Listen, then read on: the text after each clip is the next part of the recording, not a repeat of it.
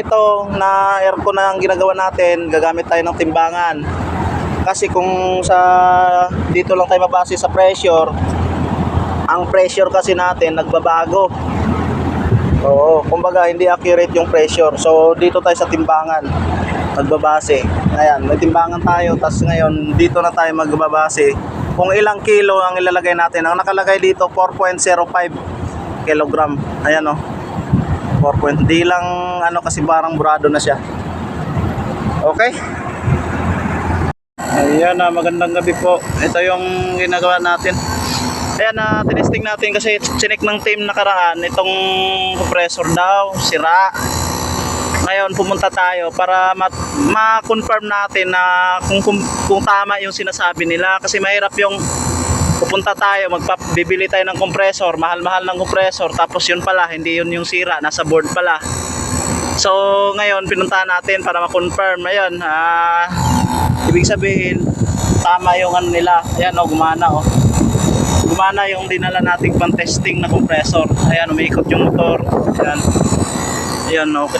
Ibig sabihin, confirm na ito yung sira. Ngayon, merong continuity papunta dito sa katawan. Ibig sabihin lang po nun, grounded na yung compressor na ito. So, wala na.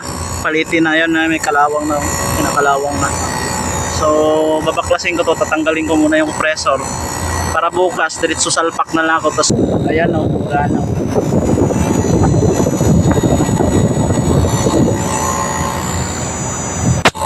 Ayan. Tapos, okay. At least, pwede na tayo bumili ng compressor. Pwede na tayo bumili para isalpak na natin dito. At, para gumana na yung 5TR na aircon. Ayan, kupil. Ayan. Ayan yung niya, 5TR na ceiling cassette yung nito. Yung aircon na to. Ayan, magandang gabi. Inabot na tayo ng alas 12. Nagpalit tayo ng compressor. Ayan o. Ayan yung compressor. Ayan, naka-under na. Ayan, medyo blurred yung ko. Ayan, tayo ng fan meter habang kakarga ng refrigerant. Ayan, alas 12 na ng hating gabi. Ayan, 5TR pala to na ceiling cassette. Ayan, pinalitan natin ang compressor. Ayan yung compressor nya. Ayan. Ayan, 7 pa lang yung nakukuha nating amperahe. Ayan. Ayan, ang ginawa namin yung aircon na sa loob, nagmo-moist na sobrahan sa lamig.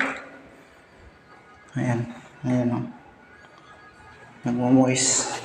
Uy, bawal naman pumasok dyan at malinis na Ayan yung aircon. Ayan, lamig na. Observe na lang. Ayan. Thank you. Ito, share natin to kasi medyo nahirapan kami dito. Yan, nawala yung tunog ng compressor, yung parang hissing sound. Pag ganyan, ingat kayo kasi posible na bumigay na yung compressor nun. Pero before kayo kailangan just make sure na walang barado. Kasi alam naman natin na kadalasan nagbabara dito sa di ba? Sa kapilyare ito. Maliit na na yan. Yan. Pag magkaroon siya ng hissing sound, yan, namatay na. Lumabas yung P4. Ay, wala pa. Hindi makita. Yan, lalabas yung P4 niyan. Yan. Kasi nga, yan, ito yung compressor natin. Tingnan natin kung aandar siya dito mamaya. Yan. Yan, ingat kayo pag ganon. Huwag nyo nang paandarin. Yan, pinaandar natin kasi pinakita lang natin sa inyo. Yan. Pag may hissing sound siya, delikado na yung compressor nun. Maaring may barado dito sa kapilyare or doon sa ito, filter, yung maliit na yan. Yan, di masyadong kasi nasa loob Ayan, or else nagsusuka ng langis yung compressor mo. Yan. Tapos posible din na itong accumulator. Yan. Medyo lapit. Ayan, ito. Kasi nga ang nangyayari na nagpuno ng langis ngayon, nagbabarado dito sa sa kapilyari. Kasi ang nangyari nito, medyo long story. Yan. Maraming ginawa. Pinalitan ng board. Tapos yan, pinalitan ng compressor. Wala pa rin. So akala natin may problema yung nabili nating yung compressor. Ayun pala. Ayan, may barado dito sa mga kapilyari o di kaya sa filter. Okay. Ayan. Tingnan natin kung nag-error. Walang error. Walang lumabas. Ayan, magandang umaga po sa ating lahat. May ginagawa tayong 5TR na kupil. Ito pala yung ginawa natin. May video tayo nito nakaraan. Ito yung pinalitan natin ng compressor. December 1 pinalitan natin ng compressor to. Ngayon mga 2 araw bumigay yung compressor. Oo. Tas pagkabigay ng compressor, binalikan namin, pinalitan namin ng compressor. Nung binalik namin sa supplier yung compressor kasi nasa isip namin may problema yung compressor na pinadala. Ngayon nung ng bagong compressor, mga 2 linggo ginamit ng customer, ginamit nila sir. Mga 2 linggo bumigay yung compressor uli. So naka2 beses na kami palit yung compressor. Ngayon bumigay din pati yung board. Yan, ito pinalitan din natin to. Yan, kasi lumalabas yung P4 saka PO error noon time na yon. Ngayon nung napalitan na natin board saka compressor, bumigay uli ng 2 mga after 2 weeks. Yan. Pagka bigay ng after 2 weeks, nasa bakasyon kami. Ngayon in-schedule uli na binalikan namin. Pagbalik namin, okay yung board pero bumigay yung compressor. Andun yung compressor, yun. So ngayon nagdala uli kami ng bagong compressor, binili namin. Papalitan uli namin ng compressor pang 3 beses na ngayon. Eto. Ayan, ang procedure na ginawa namin. Na kami ng nitrogen. Ayan, nag-flashing na kami. Ayan. Pagka-flashing niyan, ang eto, pinalitan na rin namin yung accumulator. Yan, pinalitan na rin namin yan. Bago na to. Ayan, ito. Andun yung luma. Dalhin mo nga dito, Loy, para may tayo. Tapos ngayon, eto, bago namin isalpak yung compressor, gusto namin palitan din to. Kasi to ito yung nag-control sa sa langis ng compressor. Posible pag may problema din to, bumibigay din yung compressor natin. So mas maganda palitan na rin natin para hindi tayo magka-problema. Ang gusto ko sana tumagal ito ng kahit taon pa, kasi para hindi man lang kami masira sa customer namin. Ayan, ito. Ayan, wheels operator. Ayan, dito po nakalagay yan. Nakaganyan po yan. Nakaganyan. Ayan, nakaganyan po dyan. Ayan. Ayan. Ay, ito yung pinalitan namin. Dinala ni Salamat Call Luloy. Ayan. Pinalitan namin to kasi confirm kami na sira to. Bakit? Nung ito, tinanggal ko. Pagtanggal ko neto, nang ginanon ko, tinapon ko. Ganon, tinaob ko. Sobrang dumi. Maraming itim-itim tapos langis. Ito. Accumulator din to. Ayan. May accumulator to sa 2 naging accumulator ng design na ito, yung 5TR na to. Ayan, nakaganyan siya. Ayan, yan yung forma niyan. Yan, bago na kasi yan eh. Ayan. dalawa yung accumulator nito kasi bakit? Yung compressor kasi meron din yung accumulator. Ayan, ito. Tapos yung compressor mismo na ilagay natin dito, meron din yung nakapaloob na accumulator. So dalawa yung accumulator niya plus may oil separator. Ayan. Napansin din natin sa design na ito, asan yung capillary? Yung capillary sobrang liit, mga master. Ayan, napakaliit ng diametro niya. So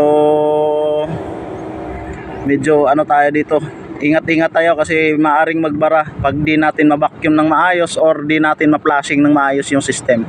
Ayan, nilagyan nga namin ng na kasi gusto ko na ma-flushing sana, pero gusto namin napalitan na rin nang sa ganun ay kasi nalulugi kami doon sa pagbili ng compressor bumili uli kami ng pang 2 beses na compressor. So pang 1 beses pa lang kasi nga nadamay pa yung supplier na na nagbenta ng compressor. Napakabait nila. Bawi na lang tayo sa kanila. Ayan, ito. So na-flashing na namin to. Yan, pinasinulpakan namin ng ng capillary, ng access valve. Tapos dito natin pinalabas yung yung pressure, nang sa ganun ay malinis yung buong condenser. Tapos pinlashing na rin natin dito sa papunta sa evaporator. Ayan, ang decision din namin ito, lalagyan ng filter dryer dito papunta ng evaporator. Ito. Ayan. Okay. Ayan. Ginamitan natin ng timbangan. Ayan, nasa 600 gram pa lang yung nalagay natin sa system. Ngayon, according doon dito sa niya, medyo burado na. Ayan, according dyan ay meron tayong 4.05 kg na ilalagay dyan. Ayan, 5TR, malalaman mo na 5TR kasi dalawa yung pan na ginamit. Ayan, nabalik na natin lahat. Ayan, pinlashing din natin gamit yung nitrogen. Tapos natapos na rin natin ma-vacuum. Binuksan mo ulit? Ayan, okay. Okay na to. Ayan, ang mahalaga dito, gagamit tayo ng timbangan kasi hirap itansya pagdating dito sa pressure. Ayan. Ito yung pressure niya. Ayan, okay. Sobrang daming natutunan natin sa aircon na ito kasi nga daming problema na lumabas dito sa aircon na ito. Actually, nalulugi na rin tayo sa kontrata natin kasi una bumigay yung compressor, pinalitan natin ng compressor, bumigay uli, 2 beses tayo nagpalit tayo ng compressor uli, bumigay na naman uli yung pangalawa, pangatlo, na lesson learned tayo. Ayan, ang natutunan natin dito, pag magpalit tayo ng compressor, i-check natin yung accumulator kung madumi, itaktak natin yon. Yan, yun yung natutunan natin dyan sa na to. Ngayon yung capillary, kailangan ma-flashing mo lang, okay na yon. Basta ma-flashing mo lang na maayos. Yan. Kailangan may nitrogen din, may timbangan. Kailangan kompleto ka sa gamit kasi kung napakasela ng aircon nito. Hindi siya kunting kabag lang nito, wala na kasi napakaliit yung capillary niya.